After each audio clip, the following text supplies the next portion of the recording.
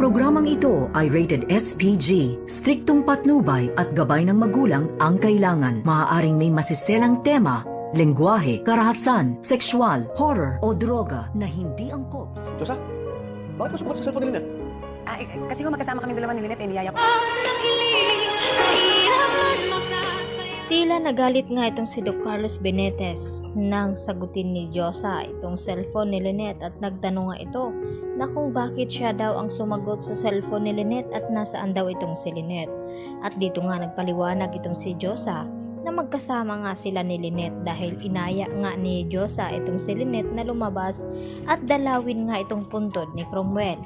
At dahil dito, nagtanong itong si Carlos kung nasa ang lugar ba daw sila.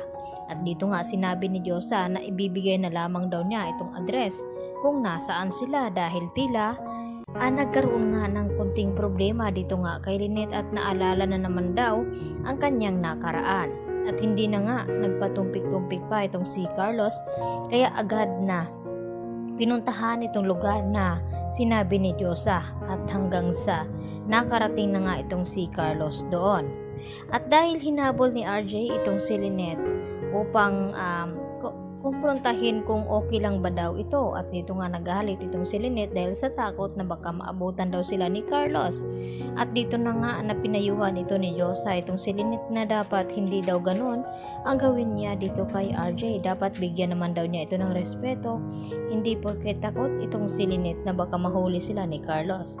Kaya agad na sinundan ni Lynette itong si RJ at humingi nga siya ng pasensya. Kaya sakto naman na yun ang naabutan dito ni Carlos at hindi nga nagkamali dahil sa tindi ng selos ni Carlos ay nagawa niya ngang hilain palabas ng restaurant itong si Lynette at hanggang sa kanilang bahay nang makarating sila ay hindi pa rin natigil itong si Carlos sa kakadakdak dito nga kay Lynette.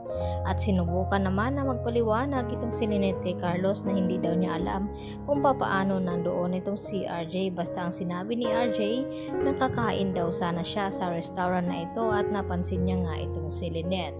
At hindi naman daw maniniwala itong si Carlos sa lahat ng sasabihin dito ni Lynette.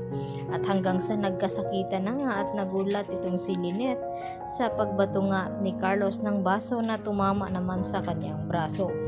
At dahil dito, agad na napatawag itong si Lynette dito nga kay RJ na sinasaktan daw siya di umano dito ni Carlos at pati itong si Annalyn ay ipinaalam nga dito ni Lynette. At nagulat ang mga ito na makita nga itong si Lynette na may sugat sa braso at hindi naman hahayaan ni Annalyn na hindi pananagutin itong si Carlos Benitez sa ginawa nito at balak ngang magsampa ng kaso itong si Annalyn ng physical injury dahil sa nangyari nga dito kay Lynette.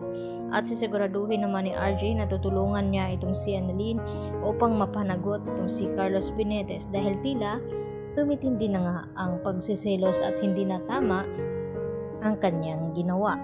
Dahil hindi lang ngayong beses na ito na sinaktan niya itong si Lynette dahil pangalawang beses na nga niya na nasaktan itong si Lynette at hindi na nga palalampasin ni Lynette ang pagkakataong ito na dahil tila sa tindi ng selos ay nagawa ngang manakit itong si Carlos. Lalo pat pinag-iinitan nga ni Carlos ngayon itong si Annalyn Santos na hindi daw dapat deserve ni Annalyn na mapunta dito sa Japan kung saan ay tila hindi nagustuhan ni Carlos itong ginagawa ngayon ni Mang Pokwang at hindi natuturuan daw ni Annalyn ng maayos dahil tila ginawa ang ospital ang Street na charity dito ni Annalyn dahil sa mga pasyente na pinapakain nga dito ni Aling Pokwang. Kaya hindi niya ito nagugustuhan kaya palpak daw ang challenge na ginawa na inaccept dito ni Annalyn. So balit hindi pa natatapos ang laban dahil sisiguraduhin nga ni Aling Pokwang na matutuwa itong si Carlos Benitez sa performance na gagawin nito.